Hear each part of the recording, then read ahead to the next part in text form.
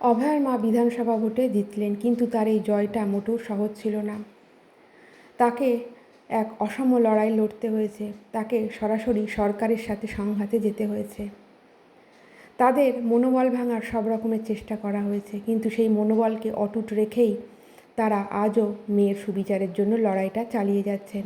কারণ অভয়ার মা বাস্তবটা দেখেছেন। মেয়ের সুবিচারের জন্য কোর্টের দরজায় দরজায় ঘুরে ঘুরে তারা যখন দেখলেন যে মেয়ের সুবিচার প্রায় অসম্ভব, তখনই তিনি ভোটের ময়দানে, রাজনীতির ময়দানে নাবার কথা ভাবেন।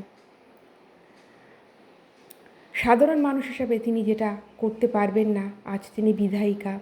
তার মেয়ের মৃত্যু রহস্য কোন অন্তরালে লুকিয়ে রয়েছে সেটা হয়তো তিনি এখন কিছুটা হলেও বার করতে পারবেন। বলা তো যায় না কেঁচো খুঁড়তে কখন কে উঠে বেরিয়ে পড়ে।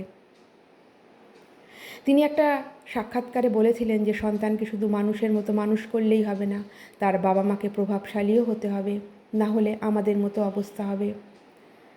নিজের সন্তানকে এইভাবে অত্যাচারিত হয়ে, নির্যাতিত হয়ে মৃত্যুর মুখে যেতে হয়েছে, এটা কোন মা বাবার পক্ষে সহ্য করা সম্ভব? একবার ঠান্ডা মাথায় ভেবে দেখবেন। তারা ওই পরিস্থিতির মধ্যে দিয়ে গিয়েও আজও মেয়ের জন্য লড়াইটা চালিয়ে যাচ্ছেন। এর জন্য পানিহাটির মানুষকে অনেক ধন্যবাদ। তারা অভয়ার মার হাত ধরে জয়ের দোরগোড়ায় পৌঁছে দিয়েছেন। অভয়ার মৃত্যুকে ঘিরে যে প্রতিবাদ আন্দোলন গড়ে উঠেছিল, সেটা একটা সময় স্তিমিত হয়ে যায়।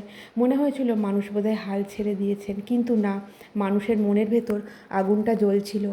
অভয়ার মার জয়ই কিন্তু সেই কথাটার প্রমাণ দেয়।